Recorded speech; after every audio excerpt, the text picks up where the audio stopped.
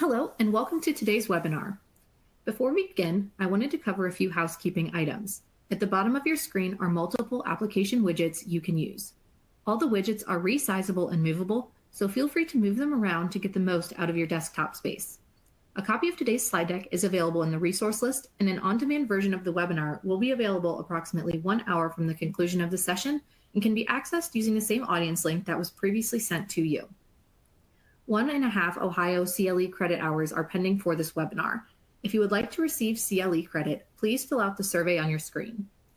If you have any questions during the webinar, you can submit them through a private Q&A widget without disturbance to the program. We will try to answer these at the end of the webinar, but if a more detailed answer is needed or we run out of time, it will be answered later via email. Lastly, if you're having technical issues, you can find answers to common technical troubles located in the Help widget at the bottom of your screen, or you may submit a question via the Q&A widget. As a reminder, this call is for general information purposes only and should not be regarded as legal advice. As always, you should contact your Vorys attorney if you would like more information or have questions. And now for opening remarks and introductions, I would like to turn the call over to Chris Poth, partner at Vorys. Good afternoon, everyone. This is Chris Poth, and I am joined today by my partners, Jen Dunsizer and Elizabeth Howard. And we are going to attempt to cover some of the relevant changes that may be of interest to employers that are found in the Secure 2.0. There are over 92 provisions that apply to retirement plans, and then a smaller number of provisions that impact group health plans. So we're not going to be able to cover everything, and we're going to do our best to cover the most relevant things that we think, that employers are interested in. I want to give a little bit of a context. This Secure 2.0 is coming on the heels of the Secure Act, which was enacted on December 20th of 2019. We are still waiting on guidance from the IRS on many of those provisions from Secure 1.0. And in fact, we just had the delay last year of amendments, that are needed for that Secure 1.0. I can tell you right now, we're going to need guidance, a lot of guidance on many of these provisions in Secure 2.0. Secure 2.0 was enacted on December 27th, 2022. And it is part of the Consolidated Appropriations Act of 2023. Like I said, we're going to need guidance. I'm going to go ahead and just have us jump in. This is probably, I'm going to say, between Secure 1.0 and Secure 2.0, the most significant legislation impacting employee benefit plans since the Pension Protection Act of 2006. And I'm going to venture to say we have more in the Secure 2.0 than we did in the Secure Act. Many of these provisions they just couldn't agree on. They've been around as long as the Secure Act, but just couldn't get it in place. So 3 years later, here we are. So we attempted to group the provisions together under retirement plan corrections, retirement plan contributions, retirement plan distributions, defined benefit plans, some miscellaneous, and health and welfare. We did our best to try to organize this a little bit, but you may find throughout the presentation kind of scratching your head of why is this where it is. But again, we're attempting to group it so it makes a little sense for you guys. So I'm going to jump in and start with retirement plan corrections, some changes that were made on the correction front. So really these are in three forms: the expansion of self-correction under EPCRS, restrictions on the correction of overpayments, and then the safe harbor for correction of employee elective deferrals. So I'm going to start with the self-correction under EPCRS. As everybody should know, EPCRS is the program the IRS established to correct your retirement plans. So Secure 2.0, this provision is going to affect any plans that are currently eligible to use EPCRS and now IRAs. The IRS, as part of this provision, is going to be required to update Revenue Procedure 2021-30 by December 27th, 2024 to kind of implement and give us guidance on this. Essentially what this first provision does is it expands now statutorily the ability to self-correct eligible inadvertent failures under your plan, with the exception of failures that have been identified by an IRS agent before the plan takes any action. That demonstrates that they were committing, right, to self-corrective failure, or failures that are not corrected within a reasonable time period after the failure is identified. You'll see that this definition of eligible inadvertent failure now is just a failure that occurs despite the existence of practices and procedures which satisfy the standards set forth in the revenue procedure. This is definitely one area that we're going to need to get guidance on. You can see that this definition of eligible inadvertent failure, they have eliminated the distinction between significant and insignificant. We are going to need to get some guidance on how this coordinates with the existing provisions in EPCRS. I personally want to know how this impacts. Is this going to expand the ability to do retroactive amendments? And then there was always this principle in EPCRS that if, for example, you were on audit and you discovered an insignificant operational failure, you were always permitted to continue to correct that while the audit was going on. So I think we have some things that need to be clarified. Again, if you go back, the IRS does have to update RevProc 2021 by 12/27/2024. So hopefully we'll get that sooner than that. An additional thing that this provision does is it does indicate that eligible inadvertent failures relating to loans may be self-corrected under EPCRS, and the Department of Labor must treat a self-corrected loan failure as meeting the requirements of their VFCP program. And it does indicate that the Department of Labor can impose their own reporting or other procedural requirements. And then finally, there is direction that EPCRS is to be expanded to allow custodians of IRAs to address eligible inadvertent failures. So this is big because usually from an IRA, if you messed up, you kind of blew your whole IRA. So this is a significant change with respect to IRAs. The next thing that I'm going to talk about, which is also a significant change, and also I think you're going to hear us repeating this again and again, on which we need some additional guidance on, is this recovery of retirement plan overpayments. So this provision applies to 401A plans, so that's going to be defined benefit, defined contribution plans, 403B plans, and then governmental plans except for 457B plans. It is effective on the date of the enactment, so December 27th, 2022. I do want to let you know there is some retroactive relief for some corrections that were already in place. But this is one of those areas that I think we're going to need guidance on as far as what that means.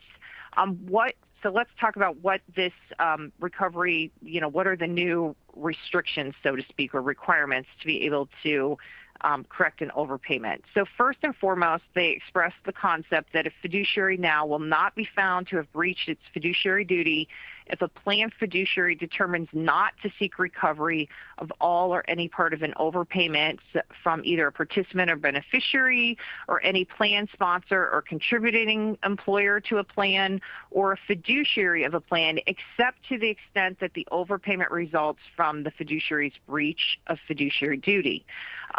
There are now requirements if a plan decides. So you're covered if the plan decides not to seek recovery. But if you do seek recovery, there are now restrictions. And it's based upon your form of payment and what you're trying to do. So let's start really quickly with if you are recouping a past overpayment of a non-decreasing annuity. So by reducing future payments. So again, an offset. The new requirements are that the reduction has to cease after the plan has recovered the full dollar amount of the overpayment. The amount recouped in 1 year does not exceed 10% of the full dollar amount of the overpayment. And then the future benefit payments are not reduced to below 90% of the periodic amount otherwise payable under the terms of the plan. If you are recouping past overpayments of a non-decreasing annuity through one or more installment payments, then the requirement is that the sum of the installment payments in any calendar year may not exceed the sum of the reductions that would be permitted for recoupments by reducing future benefit payments. And then if you're recouping past overpayments of a benefit other than a non-decreasing annuity, so for example, an installment payment or a lump sum, you're going to be required to satisfy requirements to be developed by the Department of Labor. Regardless of whether you're offsetting or asking for a repayment, all of the recoupments are going to be subject to these requirements right here. So you are no longer able to collect interest or collection costs or any additional amounts. You may not threaten litigation unless the fiduciary makes a determination that there is a reasonable likelihood of success to recover an amount greater than the cost of recovery. You may not use a collection agency or similar third party, again, unless the participant or beneficiary ignores or rejects efforts to recoup the overpayments following either a final judgment in federal or state court or a settlement between the participant, beneficiary, and the plan. You may not seek recoupment of past overpayments to a participant from any beneficiary, spouse, or alternate payee. And the plan cannot recoup overpayments that occurred more than 3 years before the participant or beneficiary is first notified in writing of the error, unless the error resulted from the participant's fraud or misrepresentation. So these are significant changes for most plans. This is one area that we really need some guidance on. So again, I recommend, I think most folks are going to be contacted by their third-party administrators, but this is, we get overpayments all the time, so this is one area we really got to focus in on. Just a couple more points. A participant or beneficiary is permitted to contest all or part of the recoupment through the claims procedure of the plan. And I will say that these provisions do not apply to participants or beneficiaries who are culpable. I want to cover really quick the safe harbor for corrections of employee elective deferrals. So this is a current safe harbor that's in the revenue procedure right now that was set to expire.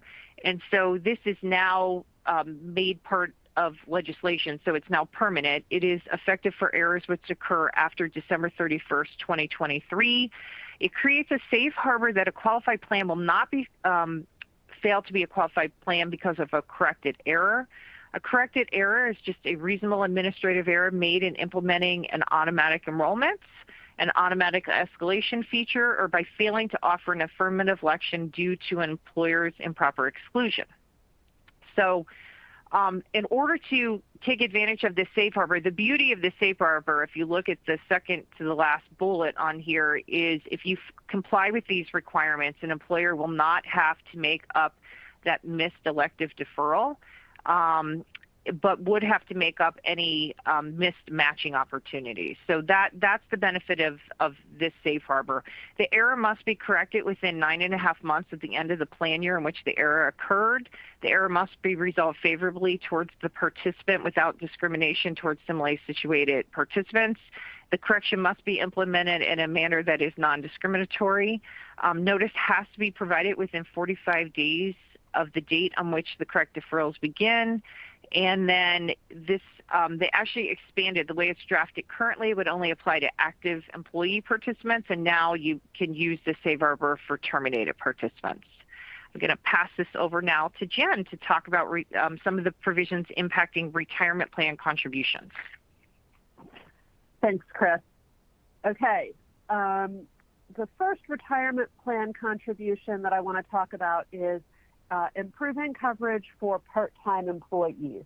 And as you may recall, Secure 1.0 required 401k plans to allow long-term part-time employees to make employee contributions after 3 years in which they worked 500 or more than 500 hours. Secure 2.0 changes that standard in a few ways.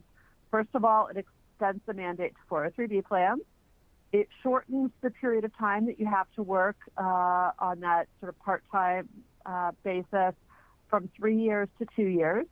It clarifies that the standard is 500 or more hours and not more than 500 hours. The change to the hours so that someone who works exactly 500 hours counts in is actually effective retroactively. And the new standard for 403b plans, the change from 3 years to 2 years, is effective for plan years that start after the end of 2024. And that means that the 3-year rule is going to apply to people who worked 500 or more hours in 2021, 22, and 23. And those people will need to be allowed to enter the plan in 2024. And then a person who worked 500 or more hours in 2 years would enter the plan 1/1/2025, or appropriately 2 years after they started. Importantly, company contributions are still not required for those long-term part-time employees. A second change is expanding the automatic enrollment feature. This is going to be required for contributory plans that are established after the date of enactment, so December 27th, 2022. Those plans have to add an automatic enrollment feature if they don't already have one by the first day of the plan year that starts after the end of 2024. And those plans will have to include an automatic enrollment feature that starts out somewhere between 3% and 10%.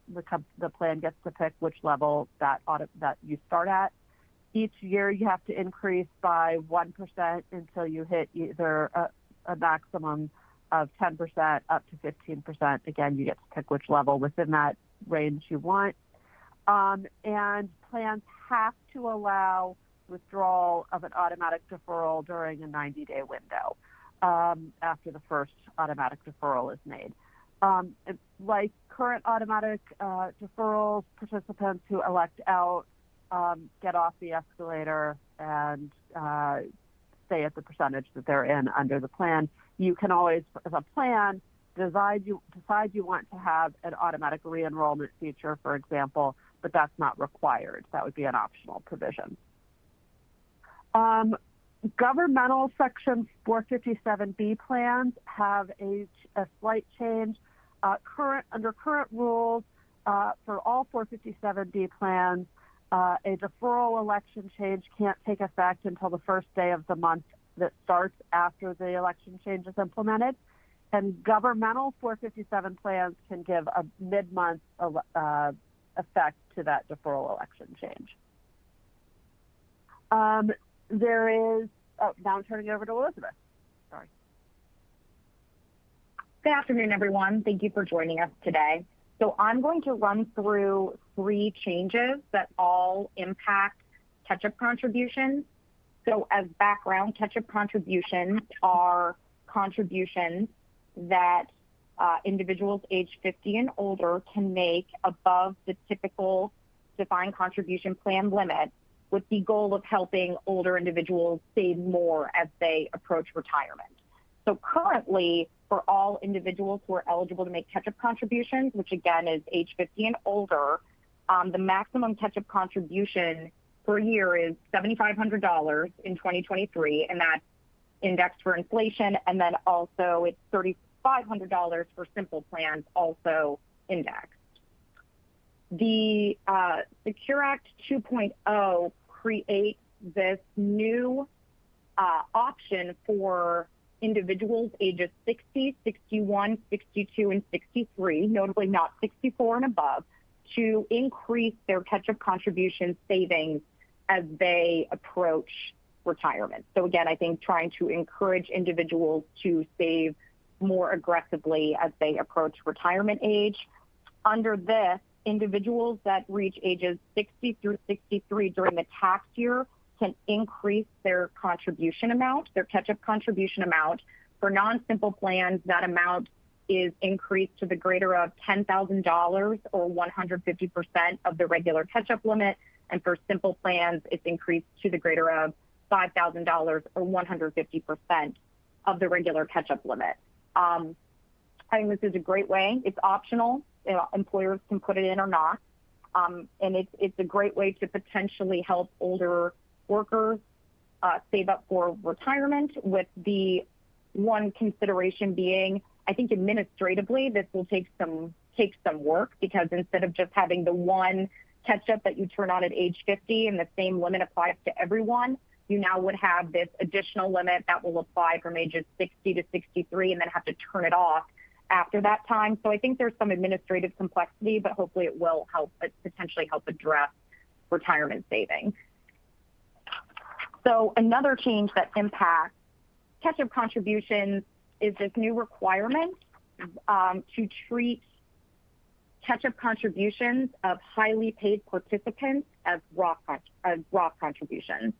So any employee with wages exceeding $145,000 in the prior year, and that amount will be indexed, is considered a highly paid participant, and highly paid participants will only be able to make Roth contributions on an after-tax basis, not a pre-tax basis.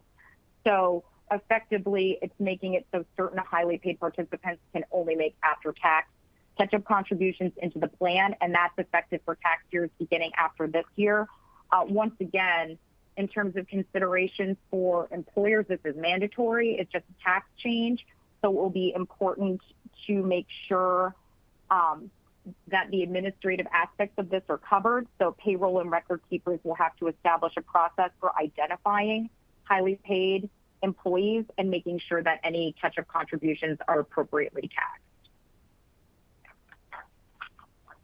Okay, so the final kind of catch-up related change under Secure 2.0 is the change to contribution limits for simple plans. So Secure 2.0 changed both the catch-up and the regular deferral limit for simple plans.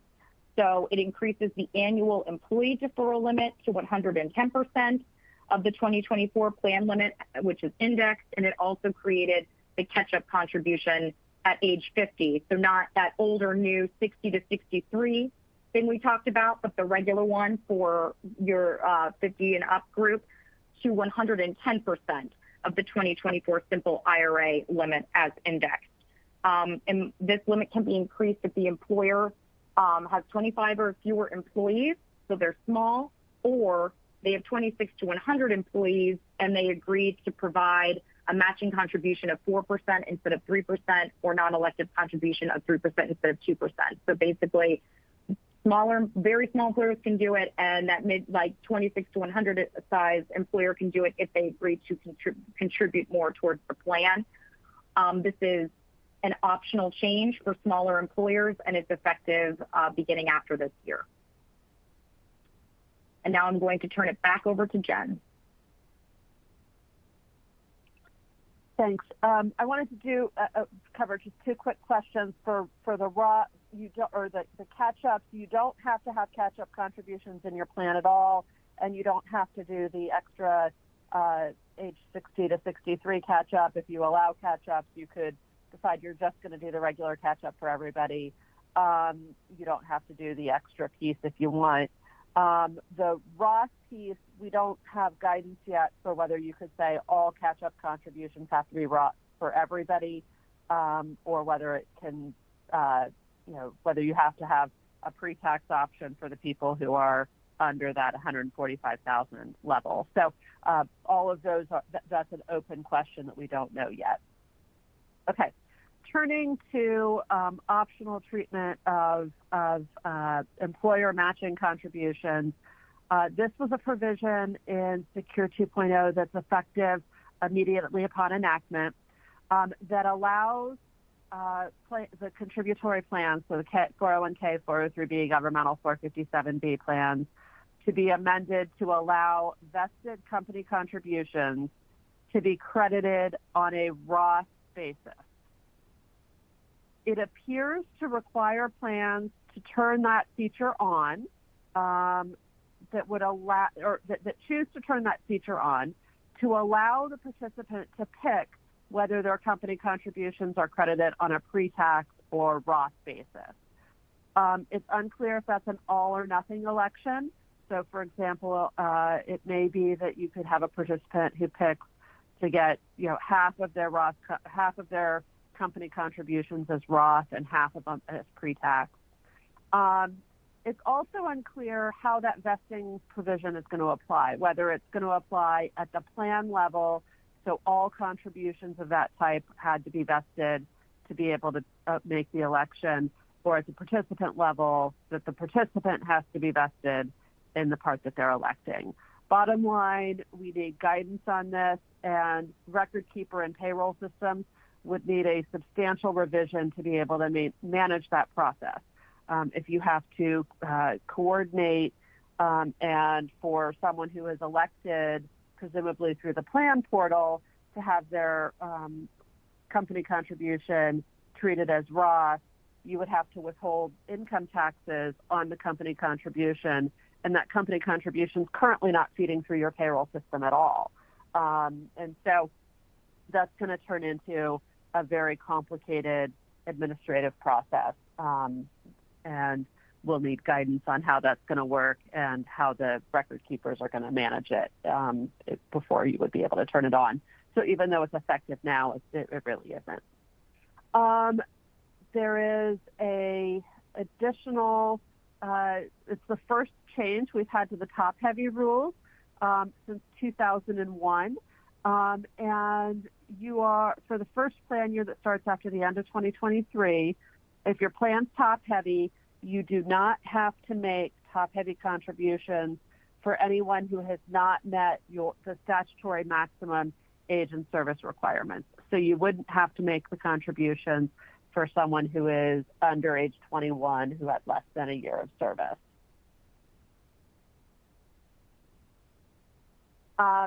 There is a new provision that codifies what had been in a private letter ruling with some revisions, allowing a company to match student loan payments, or I should say allowing a plan to match student loan payments.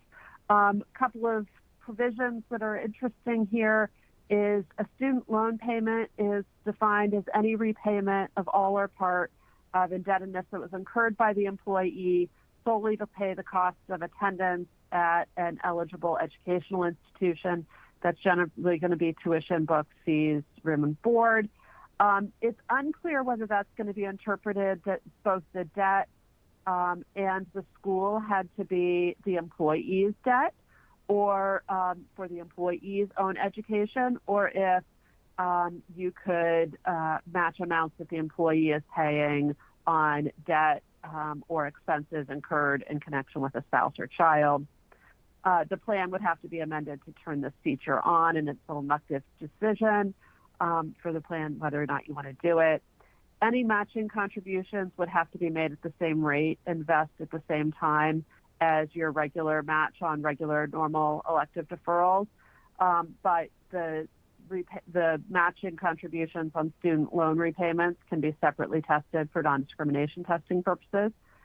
Plans are allowed to accept a self-certification from the employee, both that the loan had been taken only for eligible expenses, and how much of the loan payment was being repaid by the employee during the applicable year.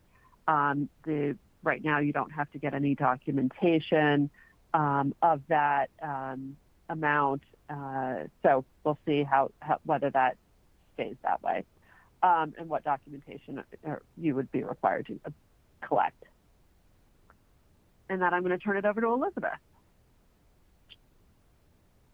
So Secure 2.0 creates this new provision called a Savers Match. So as background, currently, certain taxpayers with modified adjusted gross income below a certain threshold are eligible for a tax credit on their own income tax return if they participate or contribute to a retirement plan. And this has been called the Savers Credit. Beginning for tax years after 2026, the Savers Credit is going to be phased out, and instead we will have this Savers Match, which is intended to be a direct contribution from the government to the taxpayer's IRA or an eligible retirement plan. And that means that the taxpayer will be able to direct that the Savers Match be put into their IRA or a retirement plan, including an employer-sponsored retirement plan. Interestingly, it has to be treated as a pre-tax contribution to the plan, so that means that it will be taxable when it's distributed. So what this means for plan sponsors is previously the Savers Credit was just taken on the individual's tax return. It did not impact the plan sponsor directly. Now money will be coming into the plan and from the government. So you'll have these new contributions coming in Again, it will not be effective until taxable years beginning after 2026. So we anticipate we will get more notice or an explanation of how this will work before then, but just to know that this is coming. Another change made by the Secure Act is allowing what the Act calls small financial incentives for contributing to a plan. So currently, sponsors of 401k and 403b plans cannot provide financial incentives for participating in those plans other than plan contributions. So, for example, if you have a young population and you really want to encourage them to start participating, you can't say, hey, if you start making deferrals to the plan, we'll give you a gift card. That would violate, would be considered a prohibited transaction and would violate current law. Under Secure 2.0, employers are now permitted to offer what it calls de minimis financial incentives to boost employee participation in retirement plans. One of the requirements is those de minimis financial incentives cannot be paid out of plan assets. So it would actually have to come from the employer. It can't come from the plan itself. And it specifically amends the prohibited transaction rules to clarify that these de minimis incentives would not trigger a prohibited transaction under the code or ERISA.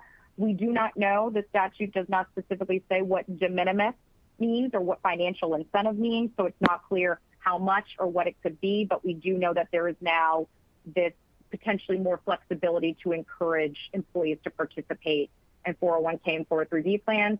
This is optional. You obviously don't have to offer these financial incentives, but if you do, it's effective beginning now, this tax year, so they could be offered as soon as now. And I'm going to turn it back to Jen. Thanks, Elizabeth. There were two new provisions in the law, in Secure 2.0, that are intended to enable participants to establish emergency savings. There have been studies that have shown that a significant portion of Americans have less than $500 of emergency savings, and financial stress is a significant concern for a large portion of employees. So enabling your employees to establish emergency savings could increase plan participation and may reduce stress if people no longer feel that they're one car breakdown or something away from disaster. So Secure 2.0 has two different provisions that help plans help their participants.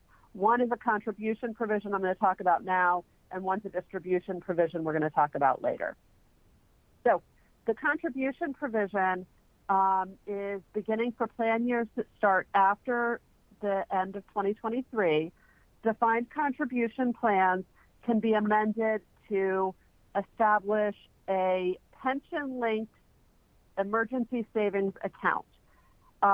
That account is not a protected benefit right or feature. It can be removed at any point in time if you decide you don't like it. There are numerous requirements for the provision, and the Department of Labor is allowed to impose additional requirements, and it's not clear how plans are going to administer it because it's pretty complicated. First of all, it's a Roth contribution. You can set it up as going in on either an elective or automatic basis, but it's only for non-highly compensated employees. The plan can impose any age, service, or other eligibility requirements at once. But once a person becomes a highly compensated employee, no additional emergency savings account contributions can be made for that person. Whatever they currently have in the account can remain in there. Contributions can be made to the account up until the account balance hits $2,500 indexed for inflation, or the plan sponsor could establish a lower threshold if they want to. The plan can, but isn't required to, continue to deduct contributions in excess of that limit that would then be contributed as a regular Roth contribution. And given the account balance limit, I think that most plans would do that just because you're going to have a contribution that on the day that you start to run payroll, you think is going to be allowed, but on the day that payroll actually runs or it's actually contributed to the plan, the account's actually over the threshold, and now you've got a problem. Plans can automatically enroll non-highly compensated employees in the account. Again, that automatic enrollment idea at a level not to exceed 3% of the person's pay.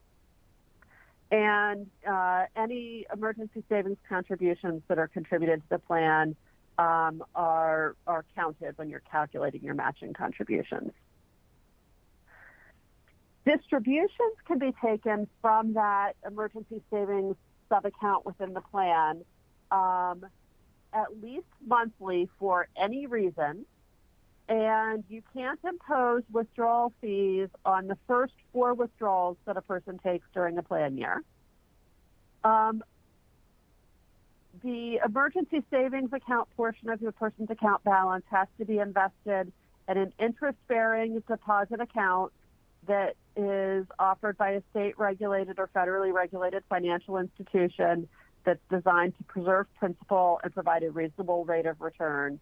And you have to give participant notices about this new design. There's also a new type of safe harbor plan design that would be available for 401k or 403b plans for plan years that begin after the end of 2023. A company that doesn't currently offer a plan can establish this new starter plan. There's no company size limit. It is, but if you use this plan design, there's lower contribution limits than would otherwise have been available in a regular 401k plan. But you can't exclude groups of people other than people under age 21 with less than 1 year of service. You are allowed to exclude that long-term part-time employee, the union employees, and non-resident aliens. But those are the only exclusions that are allowed. You are required to have automatic enrollment that's set somewhere between 3% and 15% of pay unless the person elects out. And this is exempt from the top-heavy rules.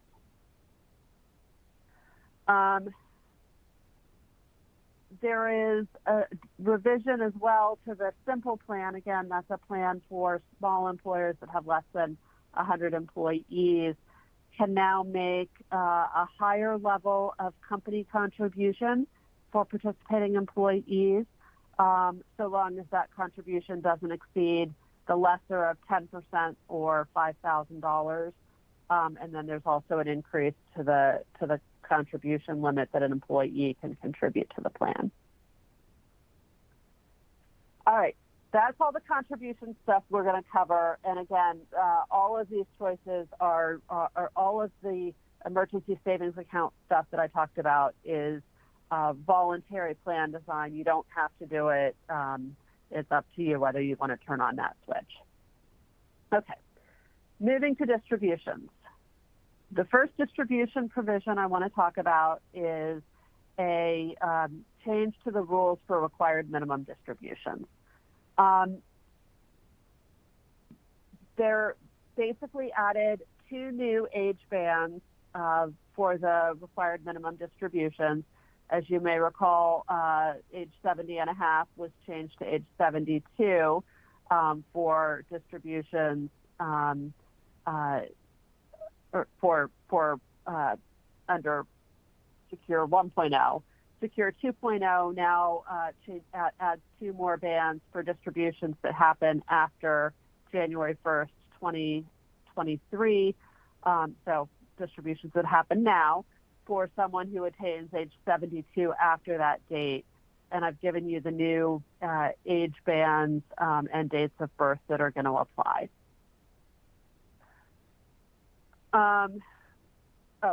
One thing I wanted to mention with the change to the required minimum distribution ages is from a plan perspective, you don't actually have to change the time that you force money out of your plan.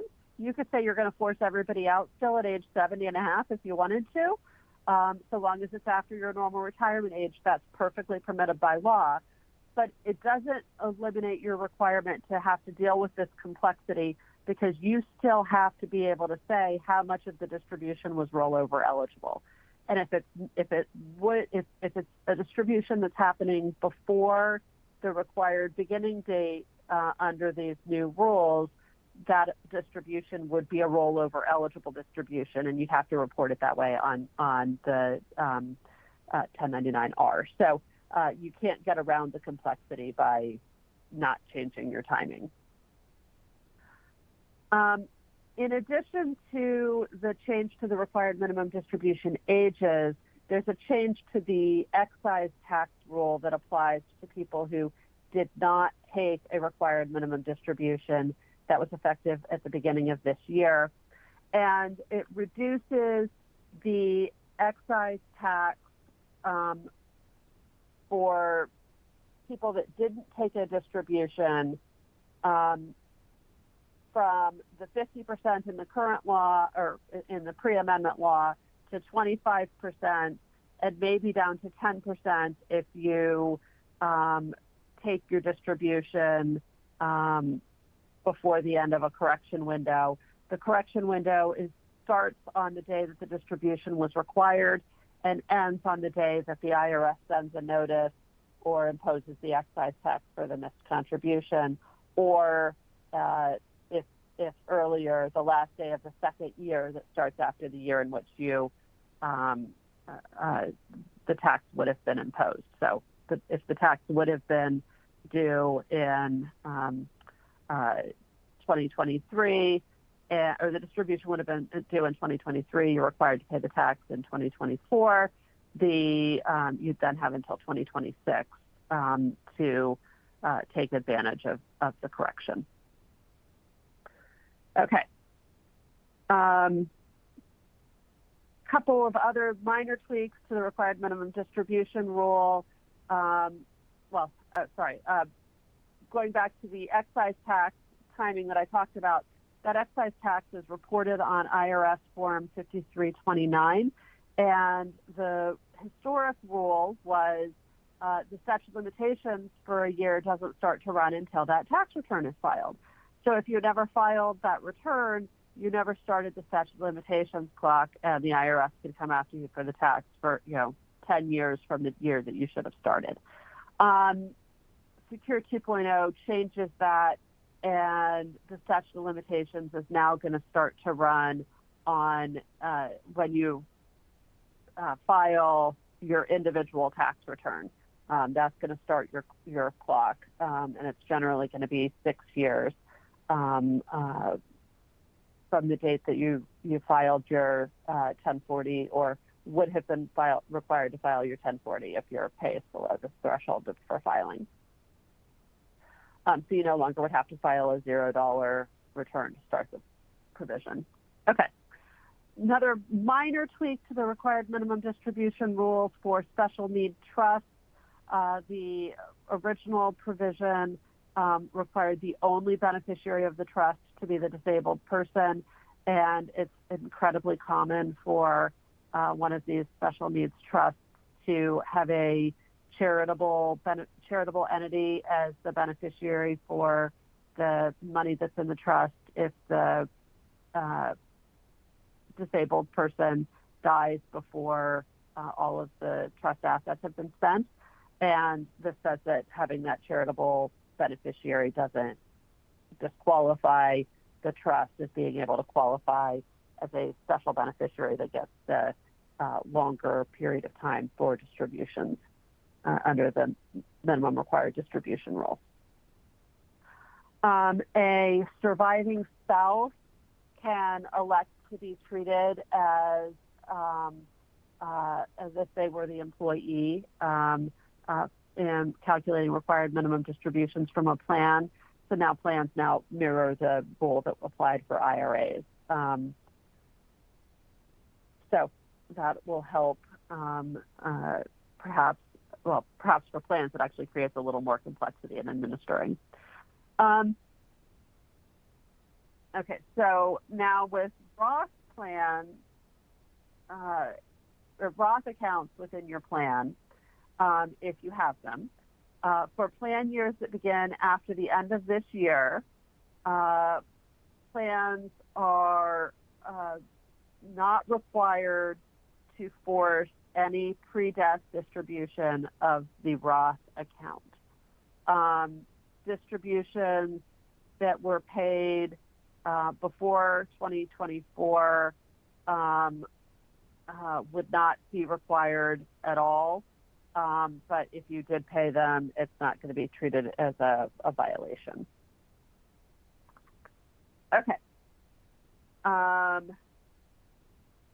Another change affects the small plan, small account cash out limit is being increased from $5,000 to $7,000.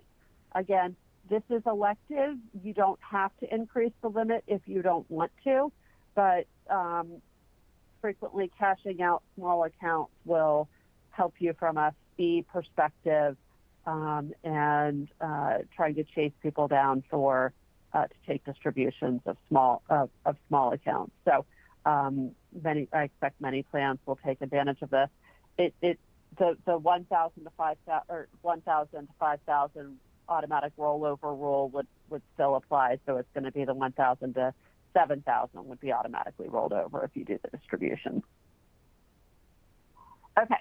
And again, that's effective for distributions that happen after the end of 2023.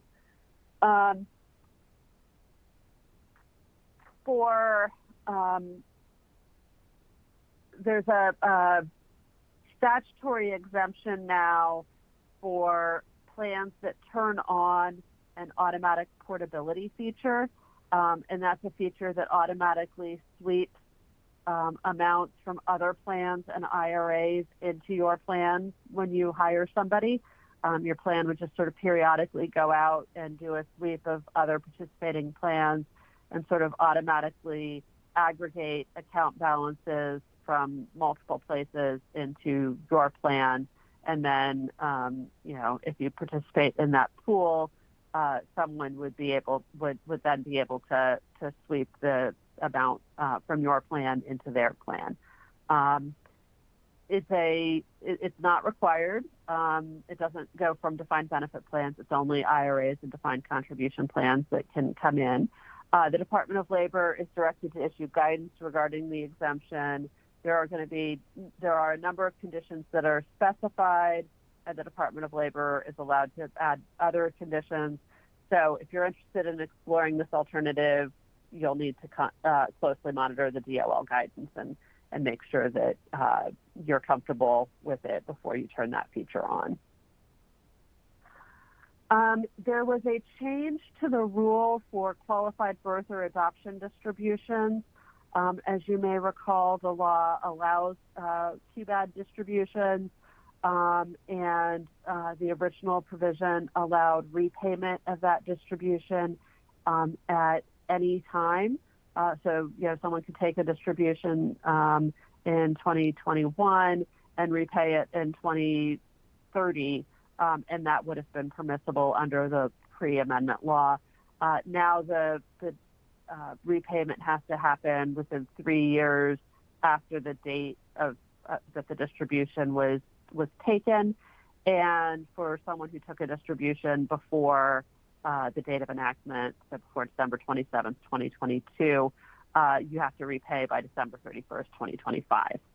So plans that had previously added that QBAD distribution will need to notify any participant who had taken a distribution of their recontribution deadline, and we'll need to work with your record keeper for how you're going to administer this. There is a new domestic abuse distribution provision that was added. Again, all of these distribution choices are optional. You don't have to add them to your plan. But beginning January 1st, 2024, defined contribution plans other than non-governmental 457B plans and defined contribution plans that are subject to the joint and survivor annuity payment requirements are allowed to add a domestic abuse distribution provision. The distribution is limited to victims of domestic abuse. The amount that they can take is limited to the lesser of $10,000 or 50% of their account balance on the date of the distribution.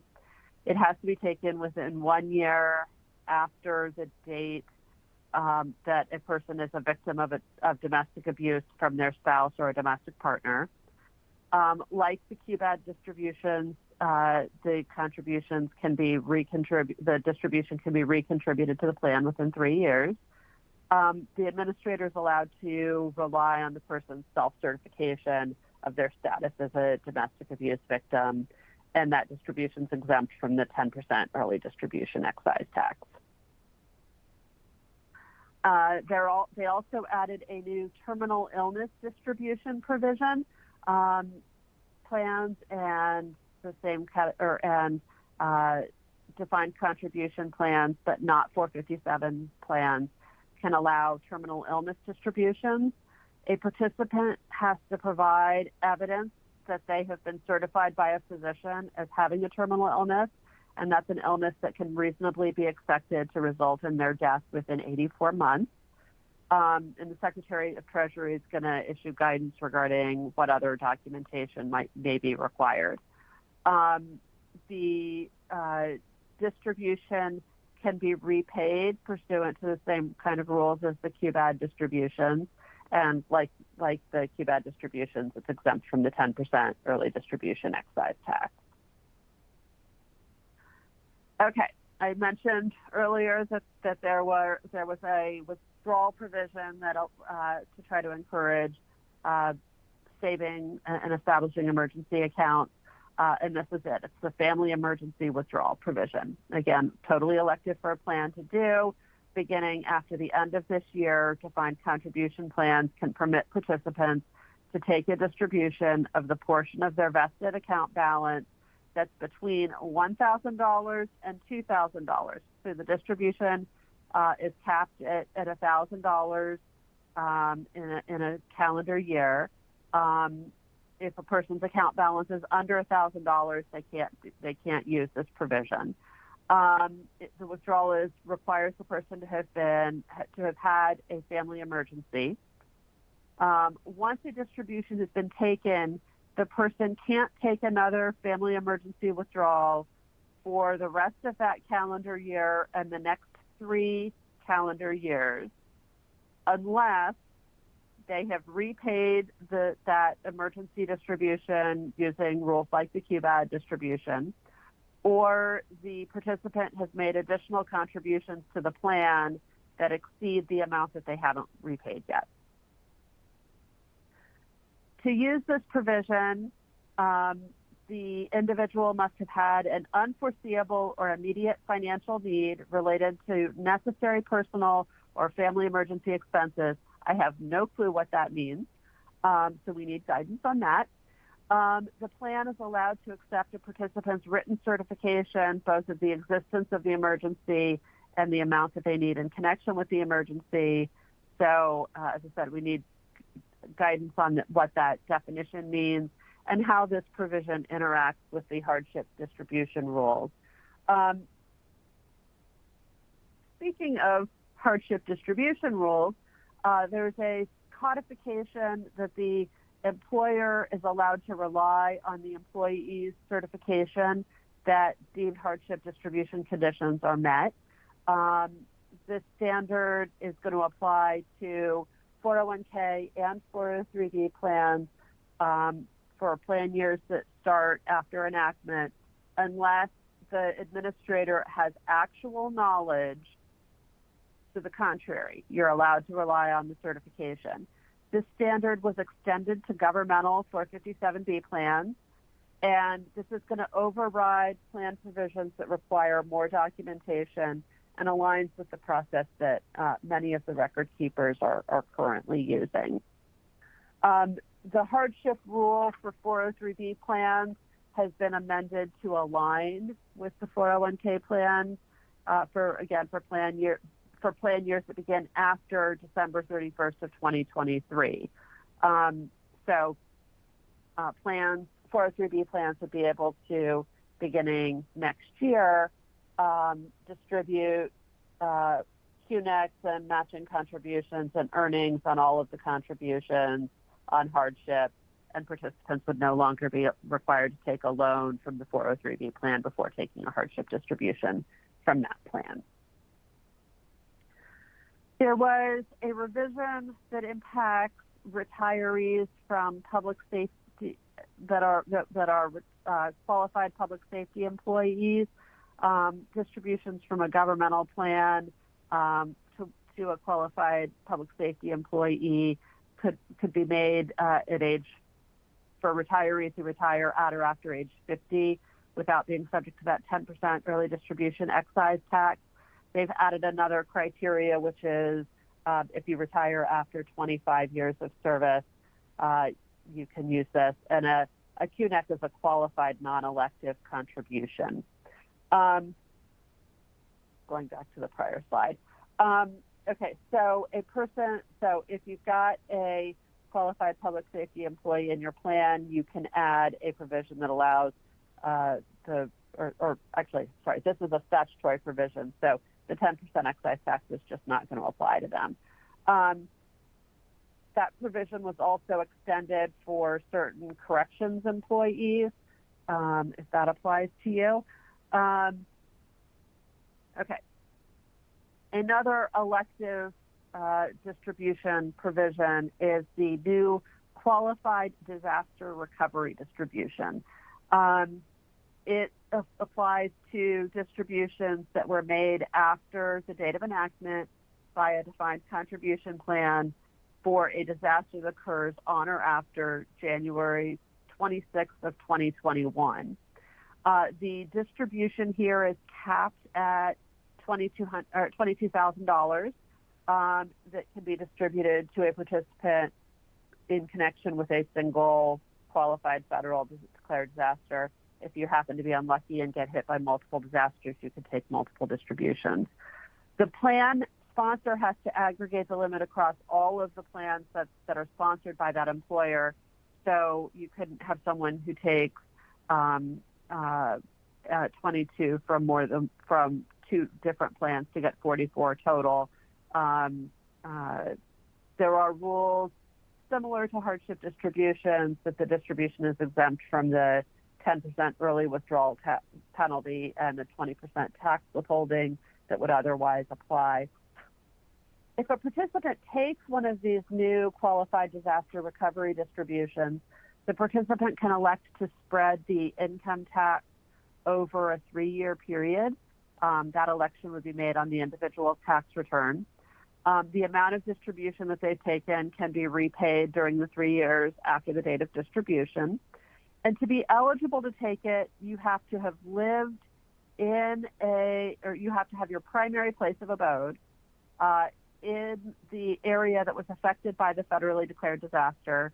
You have to have actually sustained an economic loss caused by the disaster, and you have to submit the request for a distribution within the first 180 days after the disaster, that starts on the day that the disaster first starts and ends on the day that the disaster ends. If you've got like a storm that spans 2 days, you'd actually have 181 days to take the distribution. Another aspect of this provision that I wanted to highlight was if you had taken a distribution to buy a home or to build a home in an area that was affected by a disaster, you're allowed to repay that distribution. And then there's a new special disaster loan provision that allows a person who, again, lived in one of those disaster areas who had a financial loss in connection with the disaster can take a plan loan that's basically double the normal limit, so $100,000 or 100% of the vested account balance. And then a separate provision that allows any loan payment that occurred during the period that starts on that qualified disaster date and ends 180 days after the last day of the disaster period is extended by 1 year. So that the provision is going to impact people's loan administration, and that part of the $100,000 loan piece is something you can pick. The 1-year extension piece is something that happens automatically. And with that, I'm going to turn it over to Chris. Okay, so let's talk about that there was a clarification on the substantially equal periodic payment rule. This is going to apply to transfers, rollovers, and exchanges occurring after December 31st, 2023, and then for annuity distributions from qualified plans on December 27th, 2022. Basically, 72T of the code, that's where you'll see that 10% excise tax for early distributions from a retirement plan. This is just clarifying. If you look under there, one of the exceptions to get out of that 10% is for early withdrawals if the individual is receiving substantially equal periodic payments made over the individual's life expectancy. So this is just a rule clarifying that if there is a rollover or transfer of that money, you do need to make sure you're following the requirements, but that the 10% would continue not to apply, assuming that you continue to comply with the requirements. The next one is an expansion of the annuity forms of payment. Again, this affects plans with annuity forms of payment. It's optional. It's effective January 1st, 2023. Essentially, we have the current required minimum distribution regulations right now are providing that annuity forms of payment must be non-decreasing or only increase in certain circumstances, and it's in the regulation that's very limited. And they also contain a provision that once you commence your benefit, you can't change the form of payment. So there are instructions now. These regulations are going to have to be revised in addition to everything that Jen just talked about, but it's going to have to be revised to take into account these changes now to those existing rules, which is this one now permits additional forms of commercial annuity distribution option. So an annuity payment, it will allow annuity payments to be increased by a fixed percentage, not greater than 5%, no more frequently than annually. And it does permit partial lump sum payments either at the start of the benefit commencement or after a benefit start date. I really don't see a lot of employers putting these into effect because it's complicated and it's going to make the administration more difficult. The next one is a change that we have is an elimination on the penalty on partial annuitization. So it affects defined contribution plans, including 403B plans, IRAs, individual retirement annuities, and 457 plans. It's optional. It was effective on December 27th, 2022. It basically is, again, going to require the Secretary of Treasury to amend the regulations. And it's just going to permit, when you're looking at somebody's, for a plan that does allow for a partial annuitization. So again, you'll take somebody's account balance and take, say, half of it and annuitize it, and the other half is still in the account. It just is going to say that you can take into account the amount that was transferred to the annuity when figuring out somebody's required minimum distribution. So they don't have to take as much out of the plan once those start.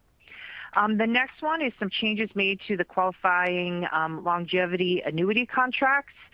Again, this is also optional. A plan doesn't have to provide for these. It's effective for contracts purchased after December 27th, 2022, and also a slightly different effective date for joint and survivor annuity contracts and short look back that have the short look back period. And that's effective for contracts purchased after July 2nd, 2014. Basically, a qualified longevity annuity is just an annuity that's purchased to make sure that the individual does not outlive their money, and it provides a guaranteed stream of income.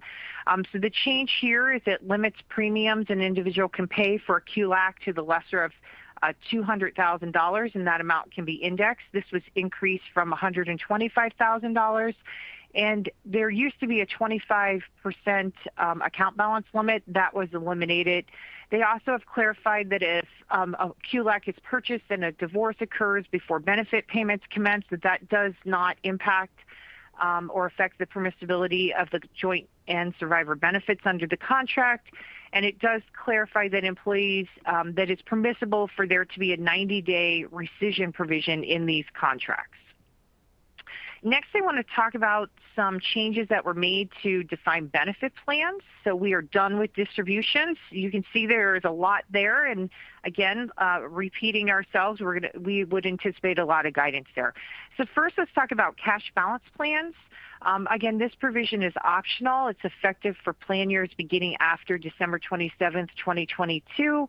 And this permits a cash balance plan that provides for variable annuity or variable interest crediting rates to use a projected interest crediting rate that is reasonable, but not to exceed 6%. The next item that we have impacting defined benefit plans is the termination of the variable rate premium that's paid to the PBGC. This affects defined benefit plans only. It is mandatory, and it's effective for plan years beginning after December 31st, 2023. It eliminates the indexing of the variable rate premium, and it establishes a fixed rate of $52 per $1,000 of unfunded vested benefits. The next change we have impacting defined benefit plans is the correction of the mortality tables. Again, this is mandatory. It's effective December 27th, 2022. It requires the Secretary of Treasury to update the minimum funding regulations. So for valuation dates during or after 2024, the mortality improvement rates cannot assume for years beyond the valuation date future mortality improvements of any age which are greater than 0.78%. So it's basically capping what that improvement is. The 0.78% figure may be updated as necessary to reflect changes in the overall rate of improvement projected by the Social Security Administration. The next item that we have is, so the heading here, this is the heading of the Secure Act section, or Secure 2.0 section, is information needed for financial options risk management. This is basically lump sum windows. So any defined benefit plan that is going to implement a lump sum window has to comply with these new requirements. These are mandatory. This provision does require the Department of Labor and Treasury to issue regulations by December 27th, 2023, and a model notice. Basically, a new notice is if your plan is going to do a lump sum window, either as part of termination or just, right, sometimes we de-risk and do these windows, you now have to provide a special notice to plan participants and beneficiaries that are going to have to satisfy the content requirements. So I did list some here. This notice is going to have to go out 90 days before the decision period. And basically, you're just going to have to give more information about what the participants' options are under the plan. So the available benefit options, the monthly benefit amount, if the payments begin immediately, you're going to have to talk about whether your early retirement option is subsidized or not, or whether your qualified joint survivor annuity is subsidized or not. You have to give more detail about the lump sum, how it was calculated, the interest rate and mortality assumptions, whether plan benefits were included in the lump sum. Again, did you give them the benefit of an early retirement subsidy? And then an explanation about the ramifications of accepting the lump sum, including longevity risk and loss of protections from PBGC and creditors, and information on how to compare the lump sum value to the lifetime benefits that you would be giving up, the annuities. It also creates two notice obligations on the plan sponsor that have to be given to the Department of Labor and PBGC. The first one, you have to provide notice 30 days before the start of the notice period, and give the number of participants eligible for the window, the length of the window, the copy of the notice that was given to the participants, an explanation of how the lump sum was calculated. And then 90 days after the end of the window period, you have to give another notice, which will provide the notice of the number of participants who actually elected the lump sum during the window and any other information required by the Department of Labor. The next thing that's changing with the defined benefit plans is the annual funding notice. This will be mandatory. It's going to be effective for plan years beginning after December 31st, 2023. I'm not going to go through the requirements here. We are anticipating a model notice. To my knowledge, almost every single defined benefit plan uses that model notice. It is just going to require some more information about the funding status of the plan. So it's going to be more detailed. And so you can read through here when you get our slide deck of some of the changes. Again, I would anticipate that most plans are going to be using that model notice. So we'll look for that. The final thing here before I hand it over to Elizabeth is we do have a retiree health benefit provision has been extended that came out in Secure 1.0. Again, this affects defined benefit plans. It's optional. It's effective for transfers made on or after December 22nd, 2022.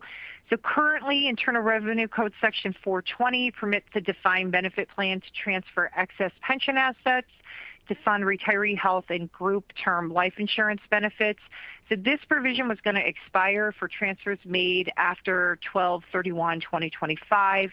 So it extends the expiration date from December 31st, 2025 to December 31st, 2032. And it also adds a de minimis rule for certain transfers, provided the transfer is no more than 1.75% of the amount of plan assets, and the plan is at least 110% funded. And this de minimis rule does not apply to collectively bargained plans. So I'm going to pass it over to Elizabeth now to talk about some miscellaneous provisions. So like Chris said earlier, the Secure 2.0 had over 90 provisions that impact benefit plans. And so it already feels like things are a bit all over the place. And this is the portion of the presentation that I like to think of the hodgepodge of the hodgepodge. So the first thing is the Secure 2.0 creates what is being called a retirement savings lost and found. And as employers know, it is really hard to keep track of former employees. And they move, they haven't worked there for a long time, they might be non-responsive, and similarly, it's sometimes hard for former employees to find their retirement benefits because their employer has moved, has changed names, went through some type of corporate transaction. And recognizing that this is a problem, Secure 2.0 requires the Labor Secretary to establish what is being called the Retirement Savings Lost and Found, which basically will be an online searchable database to try to reunite workers with their retirement benefits. Two things of note that were actually put into the statute. The DOL must ensure that every individual's plan and personal information is protected. So this is sensitive information. They have to keep it safe. And they also must include a process to allow an individual to opt out. So you can say, I don't want to be in this lost and found. And more importantly, to plan sponsors, the information the DOL obtains to administer this lost and found is basically kept on one side of a wall. So only the individuals who work on the lost and found will have access to this information, and it cannot cross the wall for other department reasons. So for example, retirement plan audits. This does have a new requirement for plan administrators. They will be required to file a new report with the Department of Labor that basically is keeping the DOL updated on the plan and the plan sponsor, plan administrator, anything that has changed, address, name, any types of transactions, anything that would impact the plan, and also providing lists of participants and missing and non-responsive participants to the Department of Labor. So again, the goal is to marry benefits with their missing people. In terms of timing, the plan administrator will be required to report to the DOL for plan years beginning after December 31st of this year, so starting with the 1/1/2024 plan year. So we anticipate we'll be getting guidance on what that report would look like, formatting, et cetera. And the Secretary of Labor must establish the database by December 27th, 2024, which is 2 years after enactment of Secure 2.0.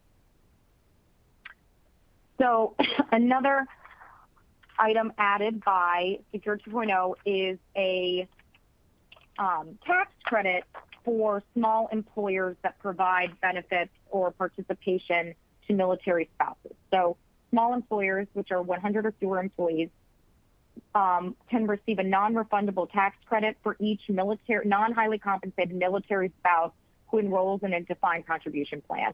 So effectively, this was added to encourage small employers to provide defined contribution benefits to military spouses who often move around or work part-time.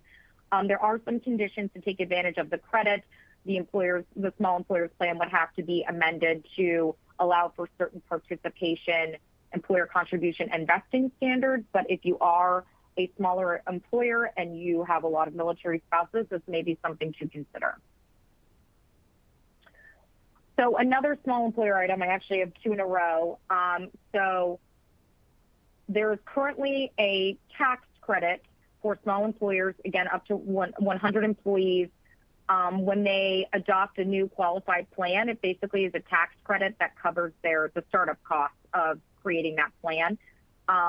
Secure 2.0 increases the amount of the credit, but only for employers with 50 or fewer employees, and then it similarly creates an additional credit for employers with 50 or fewer employees. That additional new credit is phased out for employers with between 51 and 100 employees. So again, if you are a small employer, especially below 50 employees, and maybe we're considering whether you want to establish a new defined contribution plan or simple IRA.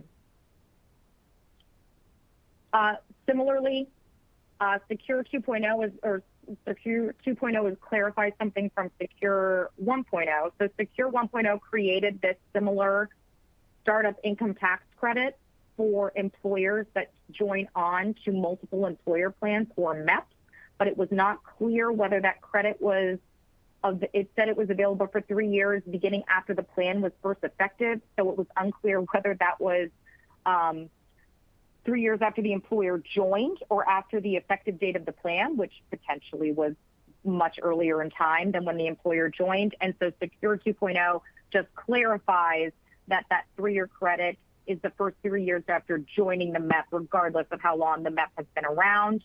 And that is actually retroactively effective back to Secure 1.0, back to 2019. So if you are a small employer that has adopted a multiple employer plan since that time, it may be worth looking back and seeing if you'd be eligible for the credit.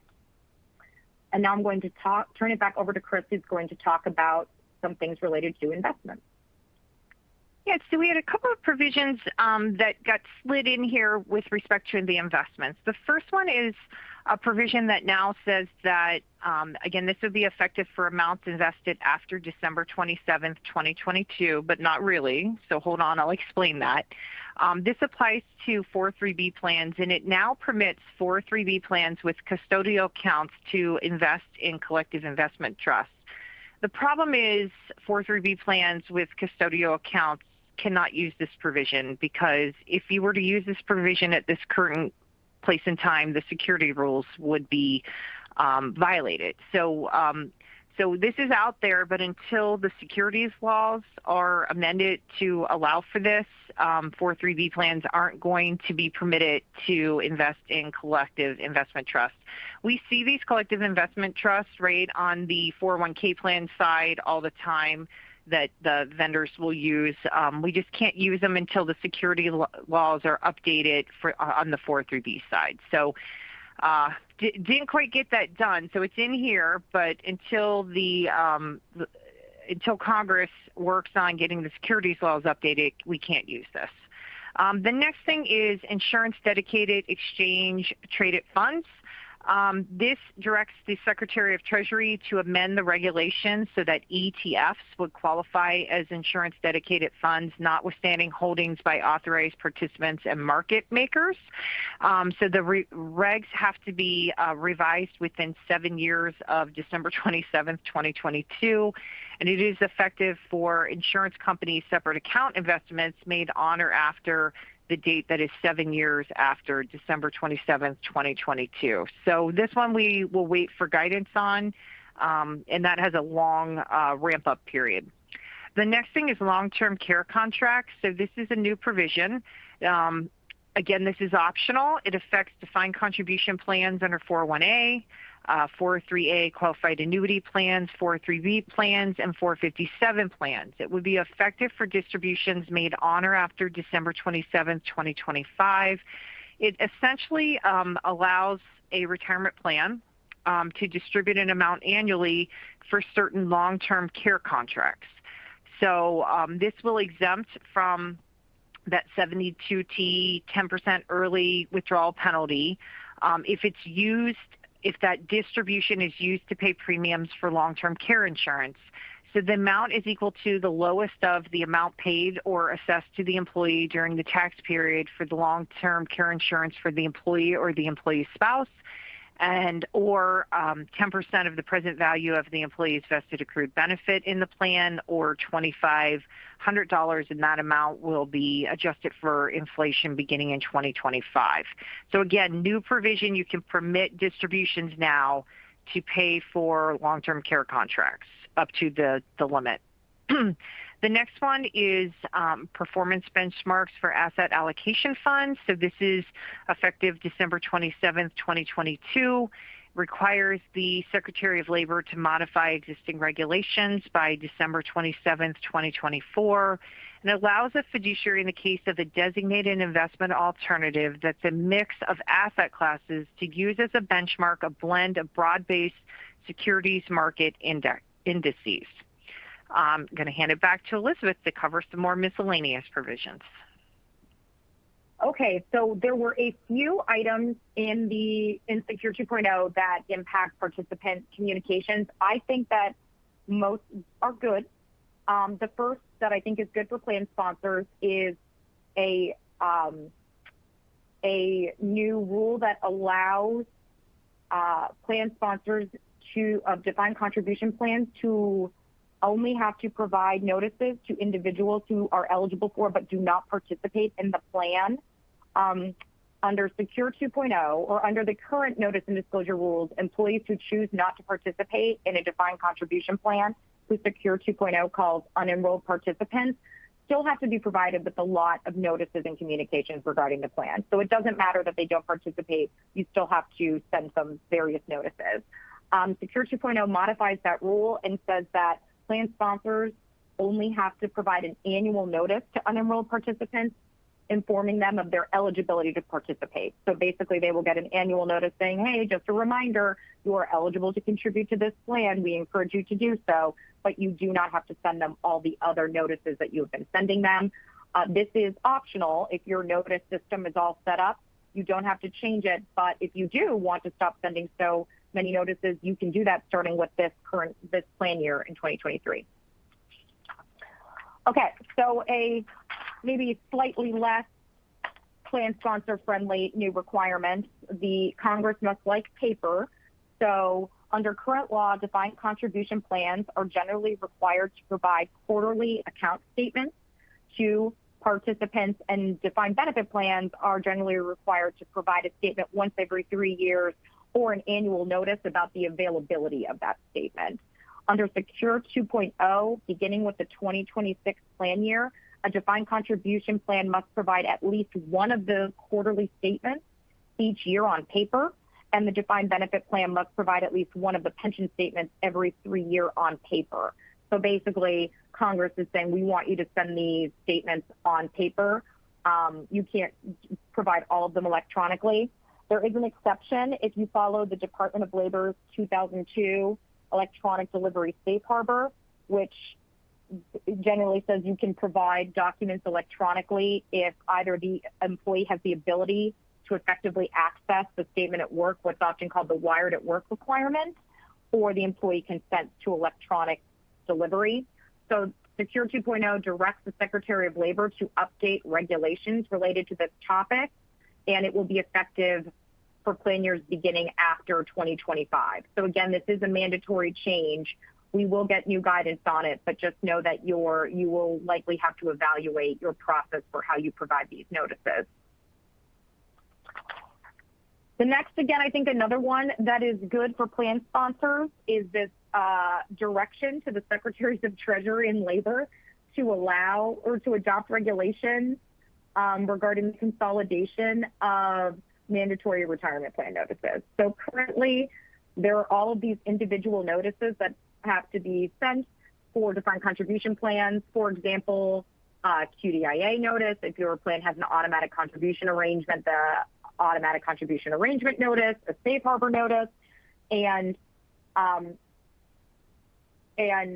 a lot of employers do send them together jointly. They'll combine the notices, but it is not explicitly stated that that is how they should be sent.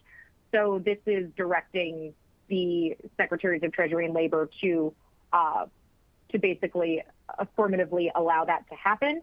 Importantly, Secure 2.0 explicitly states that the fact that if employers have been sending these as a consolidated notice already is not seen as a violation. So not saying that what you've been doing is wrong, but directing the Secretaries of Treasury and Labor to look into this further and perhaps make this more efficient. And the regulations have to be adopted within 2 years of enactment, which is the end of 2024. So I'm just real quick going to talk about how Secure 2.0 requires various agencies and government entities to do a lot of things. So a lot of reports to Congress on various items. This doesn't directly impact plan sponsors. It sounds like Congress wants a lot of information, especially around the efficacy, effectiveness, and efficiency of notices. So hopefully long-term participant communications might even improve as a result of this. But just to let you know that there were a lot of directives to the agencies as part of Secure 2.0. And then just really quickly, I want to touch on the fact that Secure 2.0 changes family attribution rules for determining control groups or affiliated service groups. So by changing those rules, this could impact situations in which a person, such as a family member, is treated as having ownership in a business. And that's important because those rules impact the makeup of who is considered part of a controlled or affiliated service group. So if you have a family-owned business, it will be good to look at whether any of these changes impact your controlled group or affiliated service group. And then in our final minutes, I just want to touch real quick on a few items that impact health and welfare plans. As most of you know, the Consolidated Appropriations Act of 2021 had a ton of items that impacted health and welfare plans, like the No Surprises Act and the new transparency requirements. So that was a real show for health and welfare plans. The Consolidated Appropriations Act 2023, clearly retirement plans were the ones most impacted, but with Secure 2.0. But there were a couple things I'd like to touch on. The first is that this CAA 2023 eliminates the opt-out for non-federal governmental health plans. So non-federal governmental health plans or health plans sponsored by state or local governments can elect to exempt the plan from certain requirements of the Public Health Services Act, for example, MAPIA being a big one. CAA 2023 eliminates that ability. So Congress is saying that non-federal governmental health plans now have to be treated the same and have the same compliance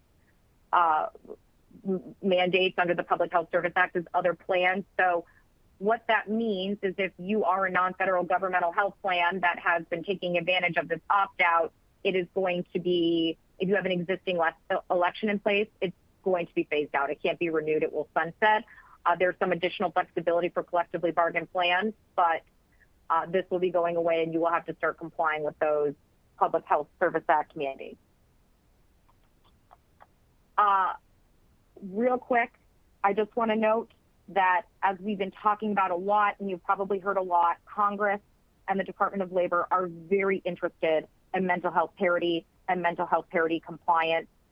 CAA 2021 added that new non-quantitative treatment limitation analysis audit, which you've likely heard about.